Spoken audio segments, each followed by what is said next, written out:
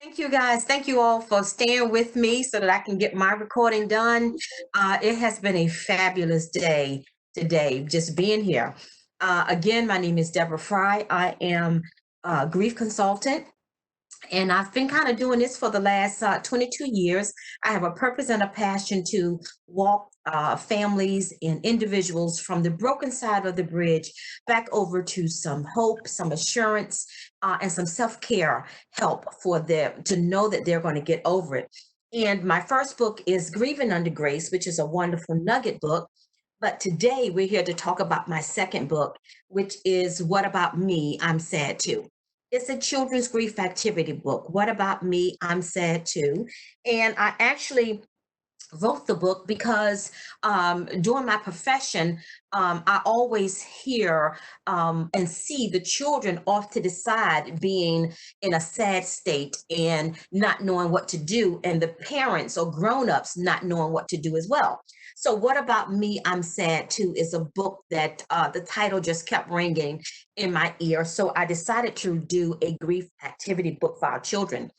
And I actually dedicated the book for my own grandchildren because I believe at an early age, if we teach the children how to engage in their emotions, how to express their emotions, we find that they will do better in school, they will do better as young individuals, and they will grow up to be a more balanced adult. So, right into the book, as you see, we're going to go right into the book. And the first thing is this book belongs to, and then you're able to go right into the crafts in the book here. So, you're going to find that the grown up and child will be able to do activities together.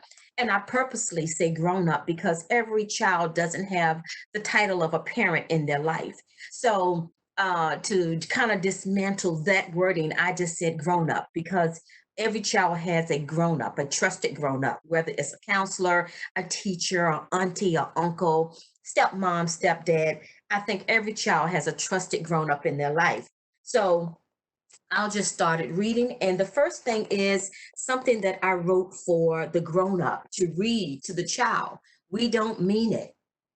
But sometimes we grown ups forget that you are sad too. We are sorry for that, and we never mean to make you feel that way. Remember, it's okay to feel sad, confused, and not be able to control yourself when you cry. You are never alone and can talk to us anytime you want.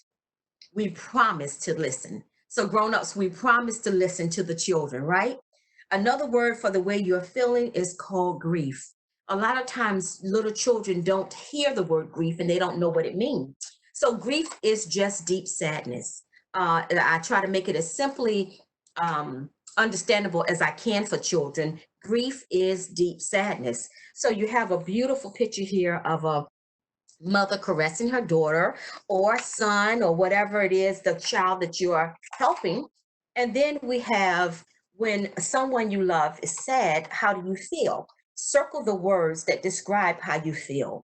So we have all these big different words, different size, different colors. So confused, different, mad, guilty, tired, lonely, weak, scared, hurt, sick, upset, worried. So all of these are words that come out of us when we grieve and when we are sad. And I'm a big advocate for people putting their heart on the paper.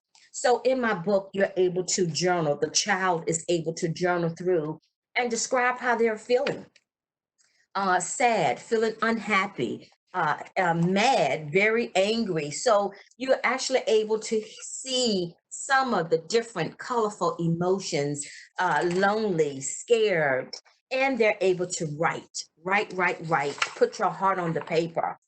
And then I have a note for our grown-ups, and it's talk openly with the family and friends about your sadness or death or whatever it is. Be honest and share your feelings. A lot of times that is wonderful communication to our children. Don't hide your emotions from the children. Seek professional help if needed. Things that I can do when I'm feeling sad. Okay, you can color.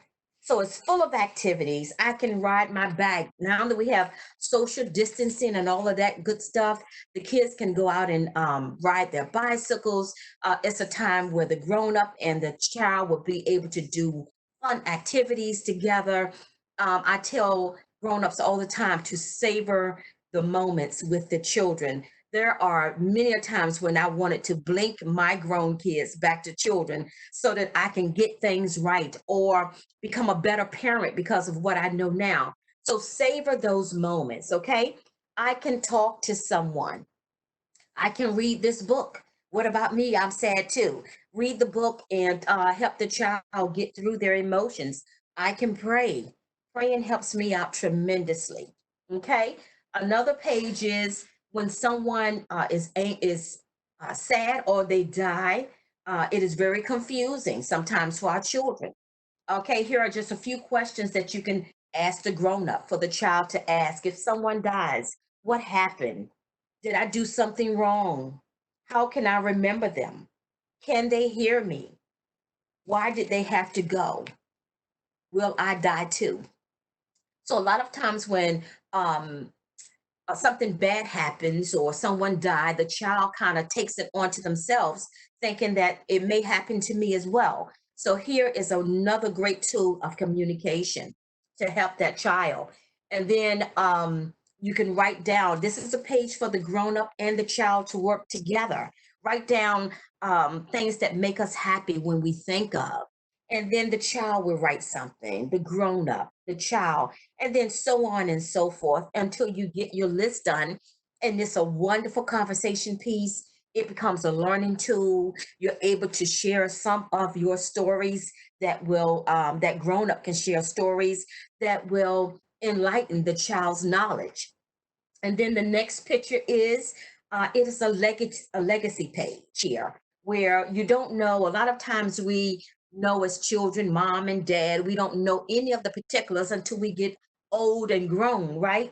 So right here is a wonderful legacy page for the children where you can write that loved one's full name, write the birth date, write the place where they were born, the nickname, okay, the favorite food, and then their favorite color. So here's a wonderful page, which becomes a legacy page for our children to start off with. All right. And then we have another craft page here where they can draw their own picture or they can place a picture or however they want to do with this colorful frame. Then we have something for the older kids where it comes with the computers, things to do when you're feeling sad. This is a wonderful book now that we're in this pandemic because I try to teach grown-ups and children alike that because we are in the pandemic and we're isolated, it doesn't mean you have to be lonely, right? Doesn't mean that you have to be lonely. So this is a wonderful time where your child can get on their computer, their Zoom or whatever, FaceTime. And as a grown up, you can meet the other grown ups from your children's friends. So this is a time of still gathering together and knowing one another and learning and getting acquainted with other people as well during this time. All right, right here, they can write a letter. They can write a letter. Share your favorite story about whatever you want to share. You can say a prayer. Remember them in your heart. So again, they can put their heart on the paper here, and I have hearts all throughout my book. So here you can do some more crafts, and then I love the stars and the hearts where it says write down your loved ones that you love that are dear to you, and you're able to write their names in the book as well.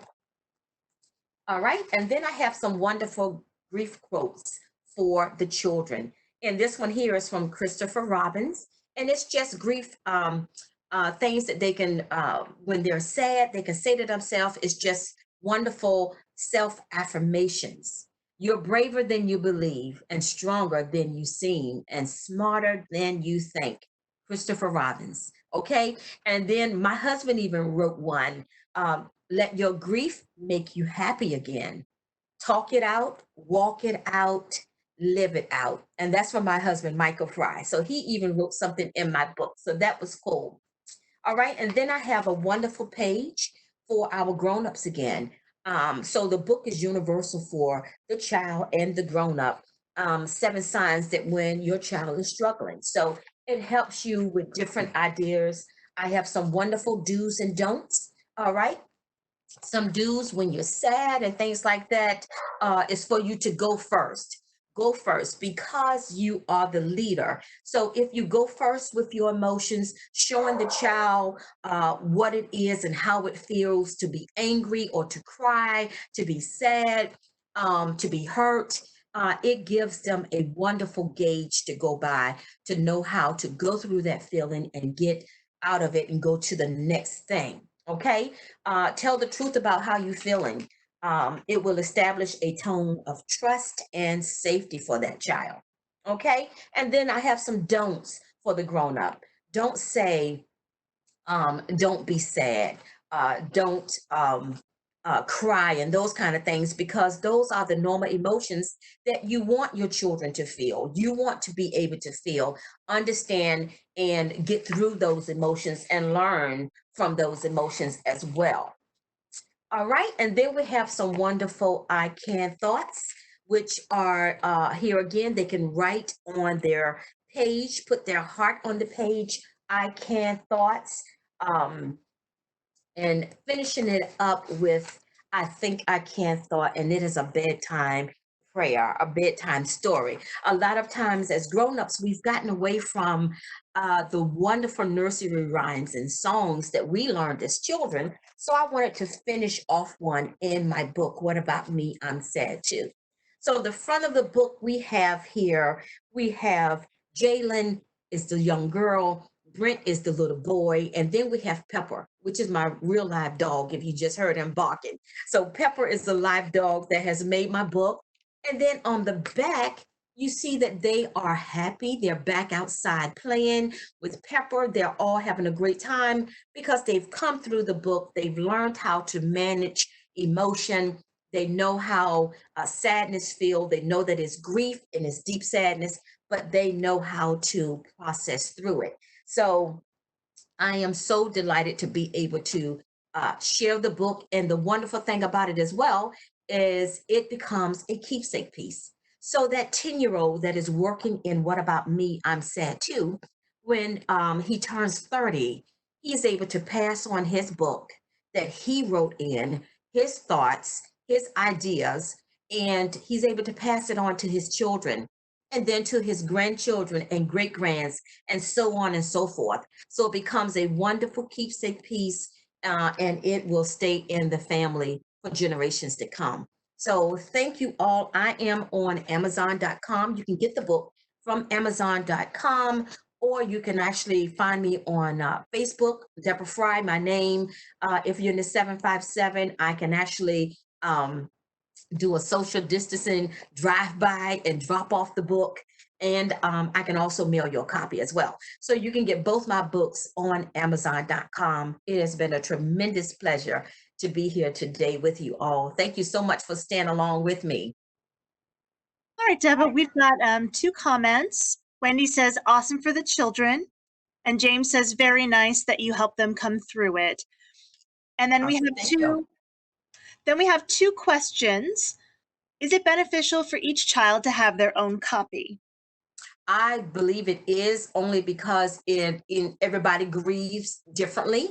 Everybody's sadness is different. Their stories are different because they're different children, and it would give them the opportunity to have their own keepsake book, and they're also able to go back and refresh and reuse again. So I think so. I think every child should have their own copy of What About Me? I'm Sad Too. And then the second question is, do you think this book will work well with COVID and schools being closed? Yes, absolutely. Because with the children being yanked out of schools all of a sudden, that creates confusion. It creates chaos in their life because they are now had to do something that was not the norm. A lot of children enjoy going to school. seeing their teachers, seeing their friends, and now to have to go home and not have contact and have to have social distancing and that kind of thing. And then the fact of the matter is that a lot of times school is a lot of the children's safe place. School is a lot of times where children would get their best meal. And that's actual fact. So, yes, COVID has really thrown a wrench in here, and it has created deep sadness, grief, depression, isolation, and all sorts of things that I have found in speaking with clients and family, through talking with the children. Great. So does anyone else have any other questions or comments for Deborah? Any final thoughts, Deborah? I want everyone to know that grief is a difficult emotion, but it's something that we are all going to have to deal with. A lot of times we're grieving on a daily basis, whether it's be grieving over hardship, grieving over self-shame, grieving over the unexpected, grieving over loss of loved one, grieving over not even being able to tie your shoe correctly. There is something that will bring you grief, and we all have to deal with it. But the important thing is to find balance when having to deal with it, and knowing that you are able to endure, you are able to overcome, and you are able to begin again. And when I say begin again, I don't mean forgetting all the things that maybe give you sadness, but it's to grow through them, it's to find renewed joy, renewed peace, and some self-help tools that will help you with that situation when it comes around again. Pippa wants to know, would this book help children who are experiencing a hard time socializing after a loss? Yes, absolutely. Yes, because the book it talks about loss of a loved one, loss of anything. I've have some children that are using the book whose parents or loved ones, brothers, sisters, they're incarcerated. So when I say loss, a lot of times people automatically think about the death of a loved one, but grief is just some of it, anything and everything. So yes, it will definitely help. All right, I think that's going to do it. Thank you so much, Deborah. Oh, Thank you. I heard the sound. Oh, Pippa says thank you. All right. You're welcome.